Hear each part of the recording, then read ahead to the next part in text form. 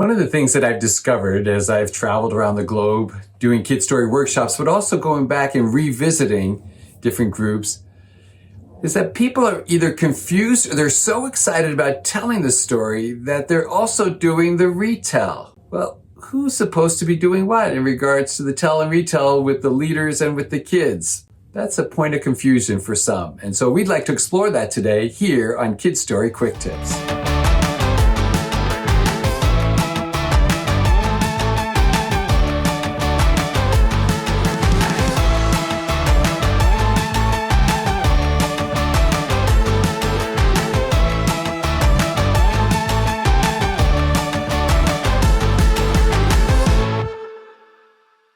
When we're leading a KIDStory workshop, one of the things that we emphasize is that the tell portion is for the leaders. You're the ones that have learned the story, and now it's time for you to tell the story using different drama techniques and storytelling techniques in order to tell the story to the children. But then when it comes time for the retell is for the children. And I know you've been having so much fun in the telling that you get so ingrained in it, and you've got other leaders and teens that they want to be able to retell the story again to the kids. Well, the retell is for the kids. It's for all the kids to participate because we want them to learn the story well enough so that they can go back home and share it with family and with friends. Now, some retells are more difficult to do in a larger group. There are some that are outlined. There are probably like 50 different retell activities that are outlined in your workbook. But some might be difficult. If you don't have chairs, it might be hard to do musical chairs, or you don't have the space to actually get the kids in circles with chairs to be able to do musical chairs. That might be difficult. It might be difficult for all the kids to be able to do the drama. Now, you could get a small group that could do that, but it might be difficult in a large group setting for all the kids to be able to do that. But there are some things that, even if you had a lot of kids, that you could possibly do. Because I know that in most cultures, you have rope, and you have lots of rope. And so you can use the rope to get kids into circles, maybe 8 to 10 kids in a circle.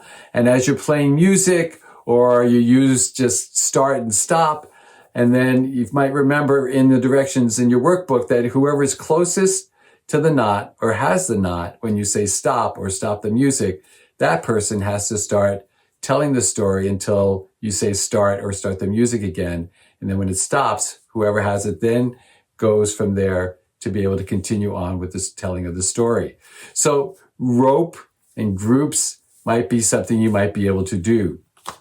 For some of you, you have paper and you have crayons. Maybe each kid could get a crayon and could draw out their favorite part of the story that you've just told.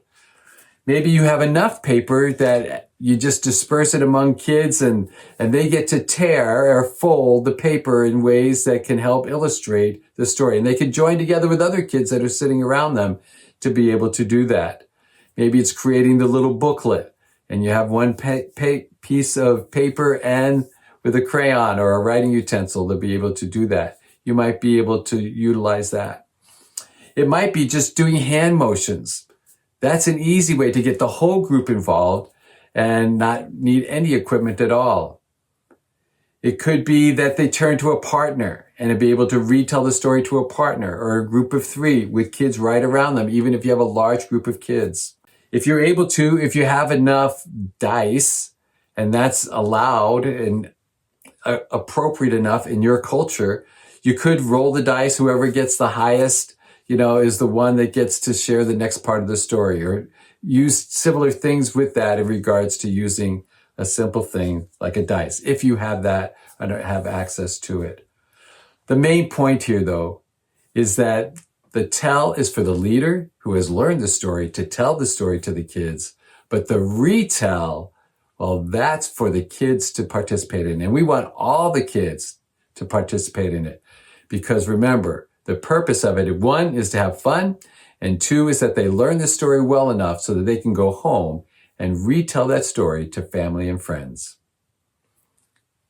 Thank you for joining us here on KIDStory Quick Tips. God bless you.